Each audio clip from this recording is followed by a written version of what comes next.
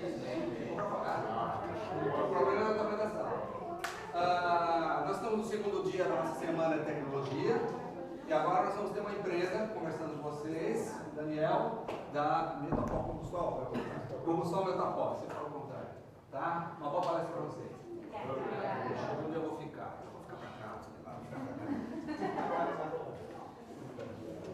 Bom dia pessoal. Eu queria agradecer o Saulo, o professor Schum, que me convidaram aqui para fazer essa palestra, falar um pouquinho sobre manufatura aditiva.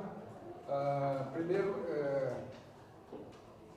esse é o tema do que eu vou falar, manufatura aditiva, e voltado um pouco, vou falar um pouco também sobre sustentabilidade da manufatura aditiva, né?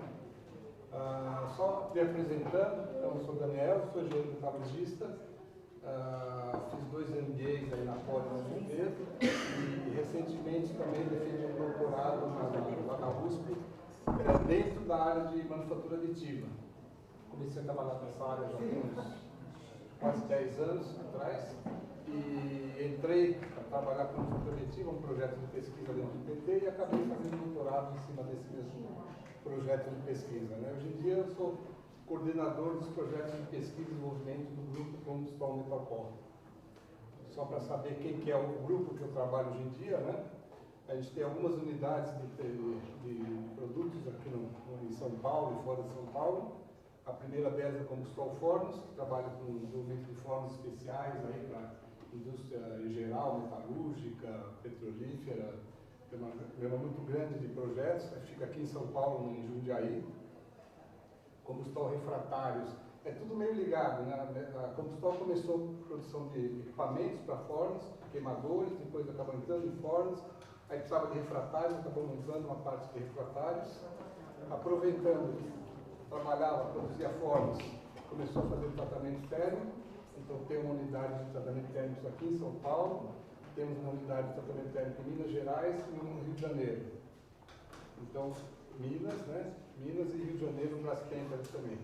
E, por último, a Metalpó, que aproveitando essa tecnologia de fornos e tudo mais, entrou numa área da metalurgia, conhecida como metalurgia do pó. Então, a gente pega pós de cobre, ou latão, ou mesmo pós de aço, né, de ferro, e produz peças por processo de compactação e sintetização. A ideia aqui de falar na manufatura aditiva, né, eu vou falar basicamente de metais. Tá? Na manufatura aditiva você pode trabalhar com polímeros, cerâmicos, metais, e também tem hoje em dia uma área grande da parte de orgânicos, fabricação de... O pessoal está desenvolvendo processos para fabricação de rim, de pâncreas, então tem toda uma área de medicina usando muito forte a manufatura aditiva. Tá?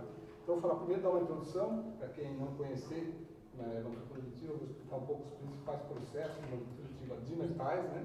Depois da aplicação, então vou mostrar onde a gente usa isso. Depois da aplicação, ter sustentabilidade, eu vou mostrar o que tem de diferente, qual é a sustentabilidade desse processo novo. E o mercado brasileiro, então, vou mostrar um pouco do mercado brasileiro, como é que está, o que já está acontecendo em termos de Brasil, que é pequeno em relação ao que está no mundo inteiro, né?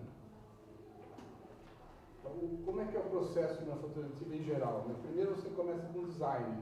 Então você prepara um design, você tem o processo de manufatura aditiva, ele te permite algumas diferenças na hora de você projetar uma peça. Você pode, por exemplo, você pode fazer um furo dentro de uma peça, um furo totalmente curvo dentro. Você não existe um processo hoje em dia por usinagem que você consiga fazer isso. Então, um processo diferente que te dá algumas vantagens, algumas melhoramentos para o design de uma peça, né? Depois você tem que definir a tecnologia. Tá? Qual a tecnologia que você vai usar aí? Mas não precisa de metais. Você tem fio elétrico, você tem laser, você tem binder jet, eu vou falar sobre tudo isso aqui. Então são tecnologias muito diferentes. Você tem que saber qual tecnologia que você vai usar ou que você tem disponível no momento, né?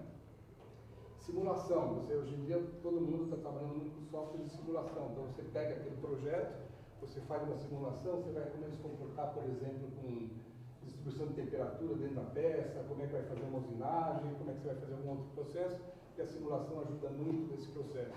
Depois de simulação, você pega esse desenho que foi projetado, simulado, foi aprovado, você faz uma conversão desse desenho, passa por um software que transforma ele de um modo que a máquina possa entender o que ela vai ter que produzir. Aí você passa para a impressão definitiva, né? Você imprime a peça, Muitas vezes você tem que fazer algum pós-tratamento, tratamento térmico, ou ainda alguma usinagem pequena necessária, tem algum pós-tratamento, depois disso você tem uma peça pronta. Então esse é o processo inteiro de manufatura aditiva para metais. Dentro, essas aqui são as principais tecnologias, o pessoal da M-Power faz um levantamento, né? E tudo isso aqui são tecnologias para a manufatura aditiva de metais. Então a gente tem uma quantidade muito grande de processos. No Brasil, eu deixei aqui mostrado em verde, que já existe de equipamentos, existe pessoal trabalhando com isso, tanto em universidade, institutos de ciência e tecnologia, como também na indústria. Então, as principais, então, que a gente fala em extrusão de filamento, tem a parte de feixe de elétrons, de laser, de deposição por energia, então tem esses níveis de estão. E em esses outros processos aqui, o binder jet, por exemplo, é um processo que existe no Brasil, mas voltado uma que chama de indireto. Eles fazem um molde de areia de fundição por manufatura aditiva, depois você faz a fundição para a produção da peça, o processo indireto. E processos tipo cold spray, esses aqui são processos que ainda tem gente estudando e trazendo no Brasil. Então você vê que das tecnologias disponíveis no Brasil, eu diria que quase metade no Brasil já são das que tem no mundo inteiro. Comecei mostrando a de laser, porque laser é o que está mais difundido no mundo inteiro. Então é um processo de fusão elétrica de pó com laser. Como é que funciona? Basicamente você tem uma camada de pó, você espalha em um recipiente e vem o laser e funde aquele material, aquele metal, localmente seguindo um desenho. Então você fabrica uma camada de mais ou menos 50 microns. Aí você rebaixa essa cama onde está o pó 50 microns ou 30 microns, espalha mais pó e vem a segunda feixe de laser e completa o desenho. Então você isso vai fazendo de 30 em 30 microns, você vai produzindo até você produzir uma peça de às vezes 20 centímetros de altura. Então você vai fazendo isso localmente. Eu vou ver vai mostrar um vídeo que mostra um pouco como é que está funcionando isso, né? Então você tem que ter um pó metálico da liga que você vai trabalhar. Você vai trabalhar com uma liga de titânio mini-vanádio, por exemplo, na área aeronáutica ou na área médica. Você tem que ter o pó dessa liga. Esse pó tem que ter um tamanho de partícula certo, tem que ter uma distribuição de tamanho de partícula, tem que ter uma escoabilidade para o pó poder espalhar dentro dessa cama sem fazer buraco, você não pode espalhar direito, então tudo isso é necessário, né? E a gente vê aqui no vídeo, vamos ver se eu preciso mandar funcionar.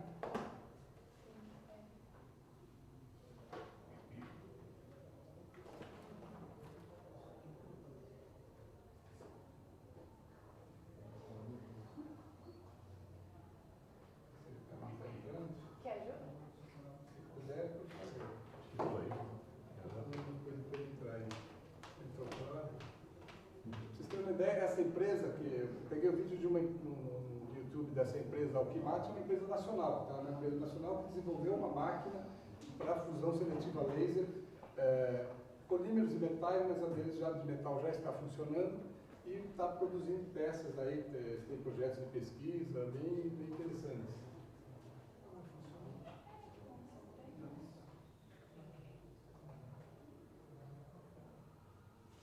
Agora rodou. Então, eles pegam um desenho de uma peça. Não vai, né? Não, só pega uma pequena. Aí. Tem que ser pequenininho. Então, aqui, esse aqui é o desenho da peça que ele vai produzir. Você vê que é uma peça de um desenho bem diferente, né? E basicamente é isso. Ali você espalha o pó, o laser vai, funde, ele vai mostrar de novo, né? Ele está colocando o pó no material. Então, você tem uma cama no lugar onde está o pó, essa cama levanta, está cheia de pó. A régua vem, passa, né, aqui está o pó, ela passa e espalha por aqui. O que sobra de pó cai naquele outro recipiente, né? Aí ele está trabalhando, ajustando o desenho. Fecha a câmera. Essa máquina, a pessoa fica lá perto de Florianópolis, essa empresa.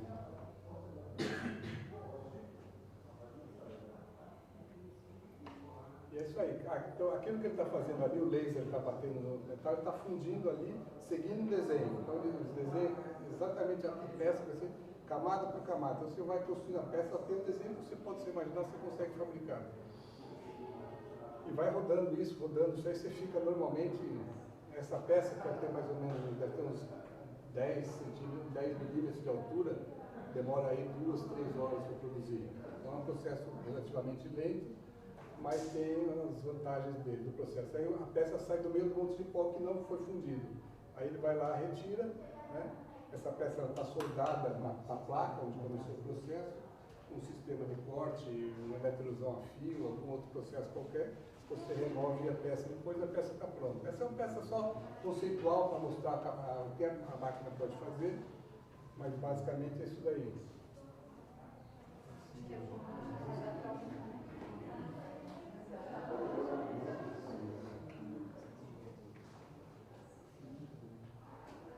O processo seguinte é fusão com feixe de elétrons.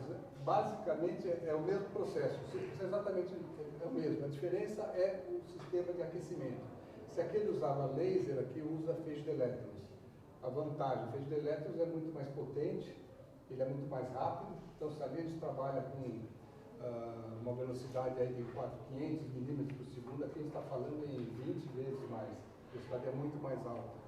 Tá? Então, você tem, do mesmo jeito que tinha um laser descendo, aqui você tem o feixe de elétrons, só que o feixe de elétrons é o sistema que você desce o feixe, passa por uma espécie de lente magnética, que abre o desenho, só que abre exatamente do desenho daquela peça. Então, aqui é feito, do mesmo jeito que a gente tem o laser fazendo o desenho, aqui é de uma vez só. É muito mais rápido, né? Então, mas é o mesmo sistema. O pó é um pouco diferente, o pó desse sistema é um pouco mais grosso. Se aquele era de 15 a 45 microns, aqui está falando de 45 a 100 microns, é um pó um pouquinho mais grosso, mas e tem uma vantagem grande. Aquele pó, aquele processo laser, ele, por ser um aquecimento muito localizado, a peça acaba ficando uma tensão térmica muito grande. Isso aí, se você tirar a peça diretamente, ela pode entortar completamente. Aqui o sistema você aquece a cama inteira de pó, então ele fica menos sujeito a esse tipo de problema.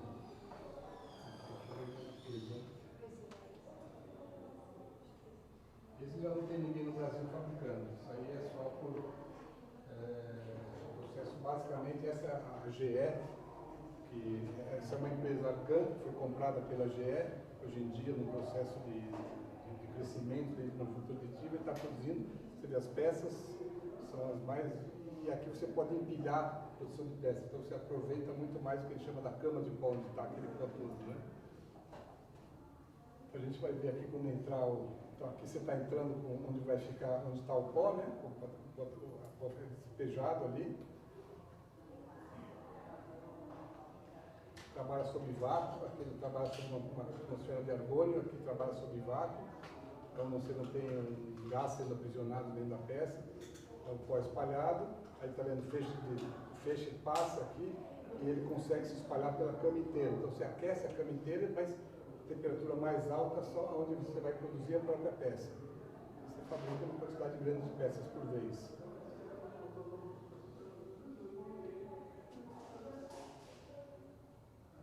E como você aquece a cama inteira, como vocês estão vendo, ele aquece tudo, isso aí você não tem nenhuma tensão térmica nessa peça, você não precisa passar por um tratamento de alívio de tensões depois do processo realizado.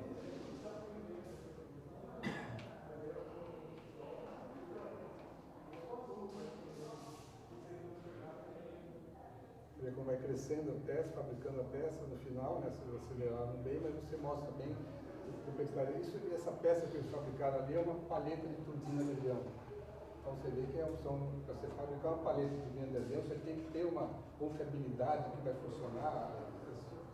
As especificações para a área aeronáutica são muito fortes e o pessoal aprende isso aí nesse processo. Depois desse processo, a gente tem o processo de jateamento em leito de pó. Isso aqui, eu costumo muito comparar com jato de tinta. O que você tem? Você tem aquela mesma cama de pó, você passa uma espécie de jato de tinta, onde você, em vez de tinta, você coloca um aglomerante especial, que prende as partículas de pó só que estão interessadas no desenho. Então você vai fazendo isso também camada por camada, passando, só que esse processo você não tem fusão. Então, você tira essa peça dessa cama de pó, passa por um processo vocês vão ver aqui, além dela ter o jato de tinta, passa ainda uma luz tipo ultravioleta e depura essa resina. Então ela já tem uma resistência mecânica muito boa. Aí você passa por um forno, onde o forno ocorre o processo de sintetização, essa peça costuma, sei lá, de um diâmetro de 30 milímetros, acaba saindo com 27, 26, ela encolhe bastante, isso aí dá uma densificação, você sai com uma peça já com uma densificação completa, né? E as partículas, tamanho de partícula também parecida com o feixe de elétrons. Aqui também mostra.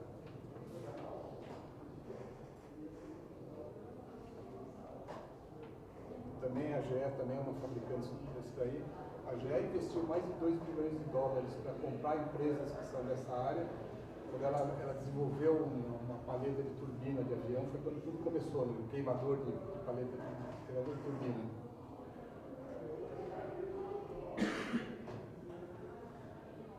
Então aqui a gente tem um processo que vai mostrar espalhando o pó e já vai curando. Então essa luz cura aquele polímero que eles jogaram para prender a peça num determinado desenho, né?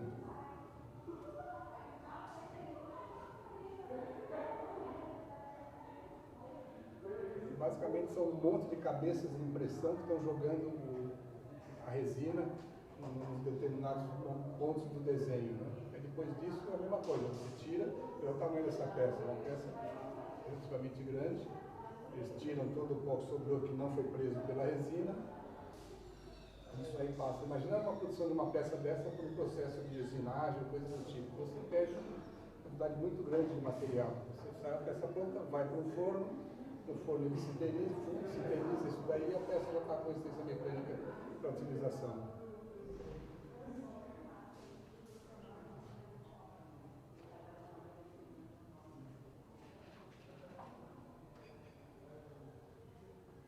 Outro processo, aí a gente não está mais falando em cama de pó, agora não tem aquela monte de pó, aí você tem um processo, você direciona o seu pó num determinado ponto e ao mesmo tempo o feixe de laser está ali fundindo, então, o pó está caindo e sendo fundido, então você produz uma peça, é um pouco semelhante, vocês já viram impressora de polímero, aquela que tem filamento que está produzindo, é basicamente isso, você tem um aquecimento, aqui você vai fundindo o polímero e vai fabricando a peça. Isso aqui é um pouco parecido com isso, só que ao invés de ter um filamento, você tem o pó é injetado, você tem um gás que arrasta o pó, joga o pó direcionado bem no centro do feixe de laser, vai fundindo o material e fabricando a peça.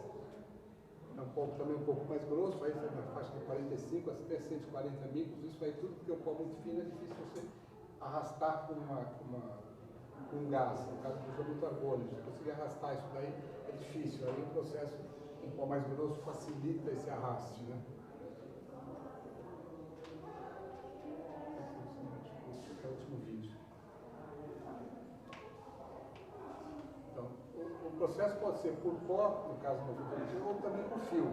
Aí o fio metálico, você tem aqui no fio, aqui vocês conseguem ver no caso do fio metálico, ele vem, ele dá a volta, ele entra aqui nessa cabeça, você vê, ele vai produzindo a peça, o essência é metal, tá? Então você vê que é um processo de. Isso aqui, se não me engano, acho que é aço inoxidável, inox. Mas é a produção de uma peça e é um pouco mais rápido do que o processo do laser de cama de pó, né? Basicamente, isso aqui a parte de manufatura aditiva é só isso aqui. Aqui é um robô normal que tem, você vê por aí na indústria e tudo mais, é um robô que manipula isso e vai construir. Então existe, por exemplo, a Home aqui em São Paulo, ela tem uma máquina onde é um centro de usinagem completo, que faz toda a parte de usinagem, e além disso tem uma cabeça desse tipo, colocada dentro do centro de usinagem, você está usinando, você para a usinagem, entra com essa cabeça, deposita material, deposita um pouco mais e aí volta para a usinagem. Isso aí é usado também, por exemplo, para fazer um reparo de um molde de injeção. O molde de injeção, depois de um tempo sendo usado, ele é gasto. Ele gasta e acaba formando algum vazio, alguma peça perfeita. Quando volta isso aí para um equipamento desse aqui, você deposita material, retifica e volta a usar o material. Então o processo chama de manufatura híbrida. Você tem usinagem e uma manufatura aditiva junto. Já está, né? Agora foi. Pode passar. A aplicação. Então, para entender, aonde que hoje em dia isso, Brasil, fora do Brasil, está sendo utilizado na manufatura aditiva, tá?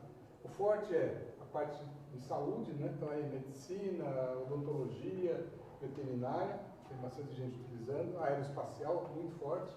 A GE, como eu falei, ela desenvolveu um processo,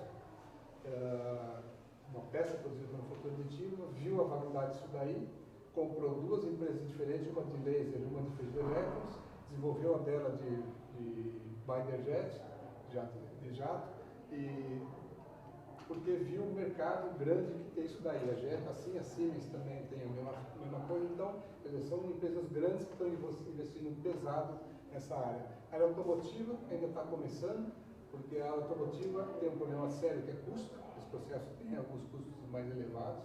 Então, quando você fala em automotiva, a preocupação com o custo é muito grande, mas tem nichos de mercado que é possível utilizar. Poligás, eu vou mostrar aqui alguns casos, mas a Petrobras tem desenvolvendo isso. Tem alguns projetos de pesquisa para a produção de peças e parte de design em geral, joalheria e tudo mais, está usando também manufatura aditiva. Odontológica. Aqui eu coloquei exemplos na parte de saúde humana, né, da parte de peças da saúde médica. Então, são algumas próteses que são produzidas, às vezes até mesmo os parafusos são produzidos, todos eles normalmente em liga de titânio. Essa Egiplan é uma empresa que fica em Rio Claro, aqui no interior de São Paulo, está produzindo essas peças. A Pleno é uma empresa de Jundiaí que também está produzindo essas peças da área odontológica. Então, esses pinos para fixação de dentes são produzidos aqui no interior de São Paulo. A tecnologia dele desenvolvida toda aqui no Brasil mesmo. E veterinária também tem exemplos de peças. Esse aqui é para um osso de cachorro que foi implantado, que ele quebrou e tudo mais, a pessoa conseguiu produzir. E a vantagem também, lembrando o seguinte, quando está na área médica, você pode, por exemplo, uma pessoa tem um problema no câncer ósseo, vai ter que tirar aquele osso que está lá. Você consegue fazer alguma análise por tomografia, você pega essa tomografia, você tem um desenho preciso do osso, você consegue imprimir essa peça, esse osso exatamente com o mesmo formato. E aí você produz no osso e na hora do implante, na hora da cirurgia, você consegue uma cirurgia às vezes com 2 horas a menos, porque tem uma peça já do tamanho certo. Como é que é o processo tradicional? O cara abre umas 3 maletas de peça parecida com aquilo lá, e olha tudo mais, ele vai lá, coloca ali, não, essa aqui não serve, tem que ajustar, vai lá, faz alguma lixadinha, alguma coisa, volta, isso tudo o paciente está aberto. Já está lá sendo em operação. Aqui não, você abriu, coloca, fixou, fecha a operação. Então é muito mais eficaz o negócio. Só que o custo, logicamente, é mais alto. Você não tem isso com SUS, é difícil. Tem já testes sendo feitos, tem empresa aqui, tem um CTI que fica aqui em São Paulo, ele faz isso daí, mas tudo na área de pesquisa ainda, não tem ninguém oficialmente produzindo. Aeroespacial. A aeroespacial é muito forte. Isso aqui é uma peça que foi desenvolvida da GE, que eu estava falando. Essa peça aqui, ela era produzida no helicóptero, nesse helicóptero Black Hawk e nos Apaches. Eram um total de 300 peças. Você tinha que produzir 300 peças, juntar tudo isso, soldar, fixar, para produzir a peça. Por manufatura aditiva, uma única peça. Então você imagina, fornecedor, você tinha 300 fornecedores, ou 200 que fabricavam alguma coisa do tipo, juntou num único fornecedor. 50 para um só. Você consegue com isso economizar peso. Essa peça aqui, 5 quilos a menos em relação ao original. E para a aviação, 5 quilos a menos faz diferença, em termos de custo, de movimentação. Então, esse é um caso muito forte do pessoal da GE. Lançamento de foguetes.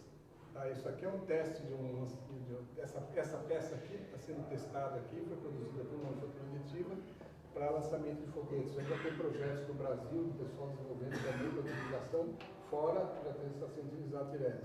E para ter uma ideia da complexidade, eu coloquei essa peça aqui. Essa peça, existe uma empresa na Europa especializada em hipergânica, criou software para desenhos orgânicos. Então você bota lá o que você quer produzir e tudo mais, e o software acaba criando um desenho, e aquele desenho vai dar a melhor funcionalidade para o lançador de foguetes, que é o caso. Aí eles pegaram e imprimiram um modelo. Olha a definição de detalhes, isso aqui para mim parece uma obra de arte, é uma peça desenvolvida para lançador de foguete. Então você vê como é que você vai produzir isso se não for com manufatura aditiva. Você não vai usinar essa peça, é impossível de usinar. Então, isso aí é um diferencial muito grande da tecnologia, né? Automotiva. Automotiva já existem vários casos de peças produzidas onde ela tem muito forte no mercado de reposição. Você imagina que a pessoa tem um carro ali de 1950, está precisando de uma peça especial em metal. Não tem mais, você não acha mais essa peça. Você pega, você consegue, fazendo o desenho na peça, você produz e entrega para a pessoa. E aí tem a Rolls-Royce já está trabalhando, a Ford desenvolveu, essa empresa Singer, não sei bem como falar, também muitas das peças desse carro, é um carro meio protótipo, todas produzidas por manufatura aditiva. Então, esse suporte aqui de motor, isso aqui é uma peça única produzida por manufatura aditiva. Então, tem um design que você produz aqui, é impressionante. A Fórmula 1 está usando muito isso, mas na área de compósitos, na área de fibra de carbono, esse tipo de coisa já está sendo produzido também por manufatura aditiva. Óleo e gás, a Petrobras, ela tem hoje em dia, se você for pegar o estoque de peças da Petrobras, ela tem milhões de reais em estoque de peças para uma plataforma que não sabe quando vai usar. Tem peça que está lá há 20 anos, gastaram um monte de dinheiro, está lá parada, esperando que se um dia quebrar, ela precisa ter aquilo porque ela não vai ter como voltar a plataforma a trabalhar. Você pode fazer, você tem o desenho da peça digital, está lá pronta, né? Quebrou uma peça, precisa dela, você manda imprimir, 2 dias para imprimir, bota no helicóptero e entrega lá. Então, se você quiser verificar em termos de economia de dinheiro que está parado no estoque, é muito grande. Em Singapura, para vocês terem ideia, tem uma empresa especializada nisso. Então, lá, existem as plataformas de petróleo lá perto de Singapura, quebrou alguma coisa, eles avisam essa empresa, ela imprime na hora, imprime naquele dia, né, 1, 2 dias para impressão, coloca num drone e manda entregar lá. Já tem empresa fazendo isso fora do Brasil. E aqui no Brasil tem o Senai, por exemplo, do pessoal lá de Joinville, desenvolveu isso aqui, é um trocador de calor que foi fabricado pela Petrobras e funcionou perfeitamente, foi colocado em teste e tudo mais e foi produzido aqui no Brasil. O perfurador de poços de petróleo também já está utilizando isso daqui e componente de turbina também na área de óleo e gás pela Siemens. Então tem uma variedade muito grande de possibilidades. E por último, a parte de design. Então, tem gente, existem equipamentos especiais para produzir pó de ouro, pó de platina, pó de prata, e com isso o pessoal consegue desenvolver. Isso aqui é uma peça fabricada de uma vez só, totalmente maleável, mas produzida por manufatura aditiva. Então, anel, bracelet, tudo isso daí produzido também no processo e você imagina o trabalho, se é possível fazer isso aqui, que não seja por manufatura aditiva. Nem hoje você vai conseguir fazer esse tipo de desenho, conseguir fazer nesse modelo, né? Falando um pouco sobre sustentabilidade. Então, eu coloquei aqui alguns benefícios para a área de sustentabilidade muito fortes para a manufatura aditiva. Primeiro, redução de resíduos. Se você comparar com o processo tradicional de usinagem, por exemplo, a Embraer, conversando com um cara que trabalha na Embraer, ele falou que eles compram 100 kg de liga de titânio e alumínio vanádio, que é específica para a aeronáutica. Desses 100 kg, 2 ou 3 viram peça. Ou seja, eles pegam aquele bloco, usina, até ter uma peça. O resto é cavaco. Esse cavaco você perdeu. Mesmo que você recupere o cavaco, você perdeu muito material, quer dizer, isso aí é sustentabilidade muito ruim. Aqui você, para 1 kg de pó, você produz 950, 980 gramas de peça. Então você praticamente não tem tempo. Então isso aí, para a sustentabilidade, é uma coisa muito importante, você não tem desperdício. Otimização de design. Você melhora, você tem uma peça, na aeronáutica, principalmente usa muito disso, você mexe no desenho da peça, colocando realmente material onde precisa, e uma parte que não precisa, deixa sem material, isso aí é aquele design para o Simple Factory, usa muito isso, você faz um desenho para colocar material só onde precisa mesmo, você fabrica uma peça muito mais leve. A peça muito mais leve, diminui o consumo de combustível do avião, então você tem toda uma vantagem com relação ao design, né? Posição localizada. Você pode ter pessoal lá nos Estados Unidos, a parte do pessoal de distribuição, de peças e tudo mais, o que faz? Se você tem escritórios de produção no país inteiro, você precisa de uma peça, você está na Califórnia, precisa de uma peça para entregar para o cara lá em Nova York, você não vai mandar de caminhão aquele lá, de atravessar tudo aquele lá, você pega, manda o desenho e imprime lá. Então você ganha em termos de produção localizada, sem movimentação, sem gasto de diesel, de combustível geral, para levar as peças para todo lugar. Economia circular. O manufaturista, como eu falei, você pega aquela cama de pó, você coloca dentro de uma máquina 10, 20 quilos de pó para tirar 1 quilo de peça, aquele pó que não foi usado simplesmente volta para a máquina e usa de novo. Então você pode reutilizar esse pó ali 10, 15, 20 vezes, até uma hora que ele começa a ficar comprometido, você tem que dar uma peneirada, tirar alguma coisa que ficou mais grosseira lá no meio, e você consegue aproveitar muito bem a matéria-prima. Então, no circular, eu vou mostrar um exemplo aqui de circular importante para recuperação de pós, né? E emissão de gás de efeito estufa, né? Então, todos esses processos, tudo isso aí de diminuir consumo de combustível, emissão de design, redução de resíduos, isso aí acaba reduzindo a geração de gases de efeito estufa. Então, o processo acaba sendo bem interessante, né? Alguns exemplos aqui, como eu falei, o processo de usinagem normal, você tem um bloco para usinar até você ter um produto final, sucata gerada. Manufatura aditiva, você tem o metal, você entra com o processo, fabricou a peça, você não, o que você perde de material é o pó que volta para o processo anterior. Então você não tem perda de material. Também falando sobre design, né? Essa aqui é uma peça que segura a porta do avião, que abre a porta do avião. Esse é o projeto original, como era utilizado até então, e aqui é o processo de utilização de design chegou no final a esse desenho e a economia na faixa de 64% só do peso inicial. Então é a economia grande de material que acontece dentro do processo, né? Economia circular. Eu coloquei o exemplo dessa empresa, essa contínua. Essa empresa não deve ter 8 anos de idade, é uma empresa pequena. O que eles desenvolveram? Para o processo de manufatura aditiva, você tem que ter o pó. Então, você tem que ter o sistema de produção de pó. O processo mais utilizado no mundo inteiro de produção de pós metálicos é o que se chama atomização. Você tem um metal líquido, filetes de metal líquido que caem e algum gás desintegrando esse metal líquido formando pó. O que eles desenvolveram?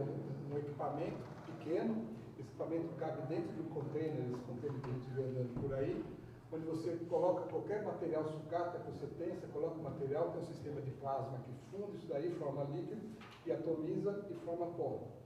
Então, com isso você recupera todo o material que você tem um monte de sucata, que você vai com essa sucata, você tem que fundir numa fundição grande e tudo mais, não, aqui você coloca essa fundição, essa empresa ela pega materiais especiais, fabrica pó, comprou, já tem 2 impressoras trabalhando com isso e produz peças.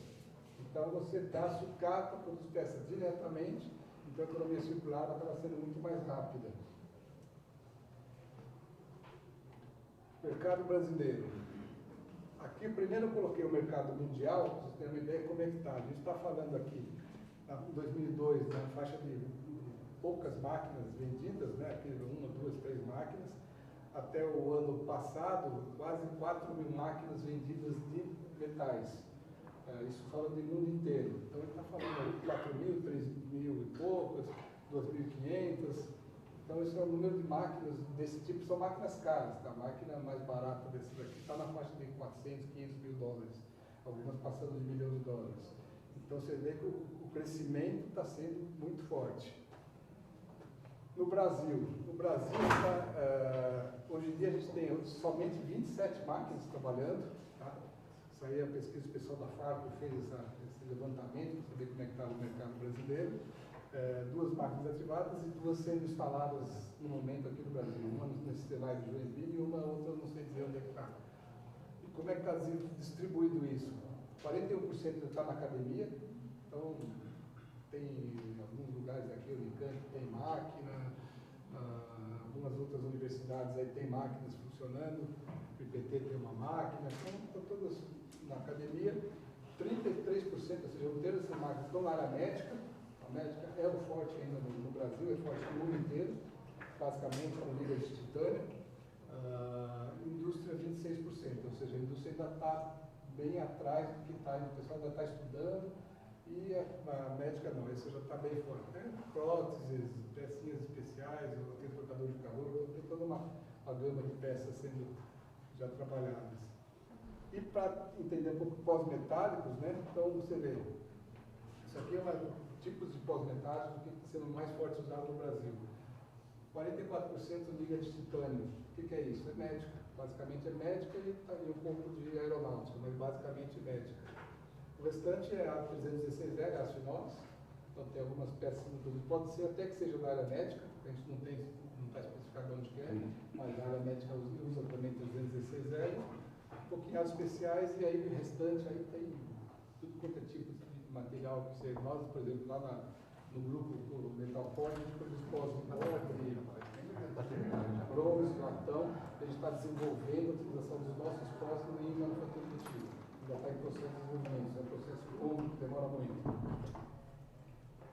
E só para, já que a gente está aqui numa faculdade, né, a ideia é colocar um pouco para vocês quais são, aonde são os ramos da educação que a manufatura aditiva pode entrar. Você vê, arquitetura, urbanismo, design interiores, já tem gente usando manufatura aditiva para construção de prédios, de casas, estão usando concreto, engenharia de materiais, civil, mecânica, aeronáutica, mecatrônica, muito grande, medicina, parte toda médica, toda de saúde em geral, muito forte, e na área moda e têxtil. O pessoal que trabalha na área de moda, tem gente que vai imprimindo peça já.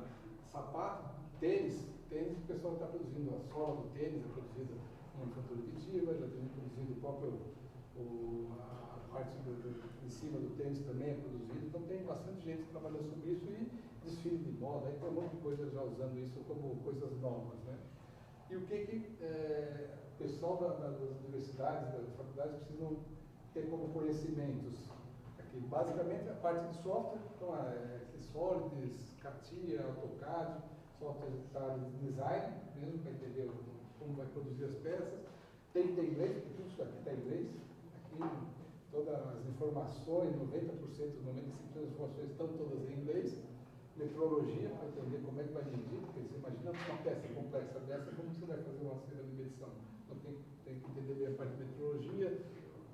Projeto e otimização topológica tem a ver com o design fora do manufacturing, ou seja, você tem que fazer um desenho usando a tecnologia, conhecendo a tecnologia, sabendo o que ela pode dar, porque senão, se você for pensar como um processo de usinagem normal, você não vai usar todos os benefícios que a manufatura aditiva tem. A parte de simulação é software, o pessoal vai entender como é que vai simular o processo, como é que vai simular o funcionamento da peça, como é que ela vai trabalhar, as vantagens de usar a manufatura aditiva, então a simulação é muito forte. E a área de materiais, aí é desenvolvimento de novos materiais, desenvolvimento de produção de pós-metálicos, ou as propriedades mecânicas que esses materiais vão ter pelo processo de manufatura aditiva. O que muita gente já perguntou com relação a propriedades mecânicas. Se você pegar uma peça produzida por manufatura aditiva, comparar com uma peça processo tradicional, de função, usinagem, coisa do tipo, é a mesma. Mas já tem vários trabalhos publicados pelo mundo inteiro mostrando a comparação entre uma e outra. Você faz o tratamento, alguma coisa da peça para poder atingir, como eu falei, quando é processo laser e tal, existe algum problema de tensão térmica muito grande, mas isso você passa pelo processo de alívio de tensões e você consegue atingir as mesmas propriedades. Eu já cheguei a ver trabalho de peças para automotiva, onde passou pelo processo de fundição, processo depois de estampagem, que dá uma boa resistência mecânica e tudo mais, comparativo com uma manufatura aditiva tradicional sem estampagem. E as propriedades mecânicas muito semelhantes. Então, ele atinge boas propriedades. Basicamente, era isso que eu tinha para apresentar. Se alguma dúvida, por favor.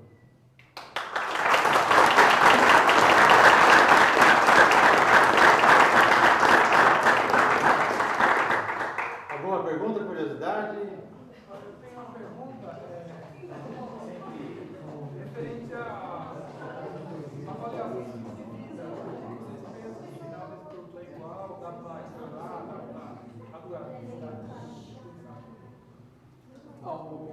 Dá para reciclar, lógico, depende do que você vai fazer, da área médica e tudo mais, volta, né? Mas, no geral, essas peças podem, como você ali naquela empresa que desenvolveu o processo de circular, você coloca dentro do equipamento deles, funde aquilo ali, transforma em pó e volta para o processo original. E não degrada, mas, digamos, perder essa propriedade no final da vida do produto. Não, assim, quando você funde e transforma em líquido, você basicamente é a mesma coisa que você pegar uma liga nova. O que pode acontecer, por exemplo, nessa liga de titânio, alumínio e vanádio, ela tem, além de titânio, alumínio e vanádio. Somente o alumínio. O alumínio, por ter uma profusão muito baixa, pode acontecer de ter uma pequena perda de alumínio. Então, o pessoal costuma normalmente analisar, às vezes, se for necessário, faz alguma correção por perda de alumínio, mas é muito pouco. Nunca vi nenhum estudo falando da necessidade assim, assim, o importante aqui é contaminação, preocupação com contaminação. Então, por exemplo, dificilmente você vai usar esse processo para a área médica, porque o risco de você ter alguma contaminação e aí você ter algum material lá que tenha algum problema é muito grande. Mas, assim, existem algumas controvérsias, quer dizer, a liga muito utilizada, falei para a médica, é a titânio, alumínio e vanádio. Essa liga tem estudos já no mundo inteiro mostrando que tanto o alumínio quanto o vanádio, eles têm alguns problemas de biocompatibilidade. Dizem alguns estudos aí que o alumínio, se não me engano, pode ter uma pequena proporção para dar mal de Alzheimer. Então tem algumas, e fora que essa liga, ela tem o que eles chamam de módulo de cidade, que é importante na hora que ela está trabalhando dentro do osso, né? O módulo de cidade é muito alto, o que acontece? Ela é mais rígida. Então quando a pessoa está andando e movimentando o osso, ela por ser mais rígida, o osso que está em volta, que está apoiado nela, o osso é um ser vivo, ele percebe, pô, isso aqui não estou sendo utilizado. Porque a força está toda em cima da peça, porque ela é mais forte. Então, ele começa a perceber que desequilibrado, ele começa a descalcificar. Então a peça acaba soltando. Isso é um processo que acontece. Então o que se faz? Já tem trabalhos com ligas novas que tem um módulo de densidade mais baixo, que essa liga de titânio, o módulo de densidade, se não me engano, acho que é de 120, 130 gigapascal. O osso é 10. Então é muito grande. Já tem ligas, o meu doutorado foi numa liga titânio de nióbio zircônio, que tem uma velocidade na faixa de 60 a 70, metade. Então é muito melhor para isso. E a biocompatibilidade, tanto nióbio quanto zircônio, não tem problema de biocompatibilidade. Então uma liga que para a área médica é muito mais interessante. Só que está todo mundo usando a outra. Então para você convencer o povo todo a mudar para isso, é complicado, é custo. Basicamente o custo do pó dessa outra liga é muito maior do que a titânio que está nessa liga de titânio elevado, está na aeroespacial, está muito grande. Então o volume de produção de pós é muito grande. Então, não que seja barato, tá? Você está falando de um pó na faixa de $140 o quilo. Então, quer dizer, não é um pó barato, pó de inox. O pó é sempre mais caro que o metal, só que a liga é metal. O pó é mais caro pelo processo de produção de pó. Então, o de inox, $50, $60 o quilo. É quase que o dobro. Oi? De titânio não, ninguém fazendo. Tem de inox, tem uma firma muito pequenininha em Campinas, que produz, mas é mais para área de deposição, produção com processos, não para manufatura aditiva. E tem a empresa que eu trabalho, Metalport, que produz cobre, bronze e latão. A gente está desenvolvendo para usar em manufatura aditiva, mas é outra área de trocador de calor, bobina de indução, são outras áreas diferentes. Mais alguma pergunta?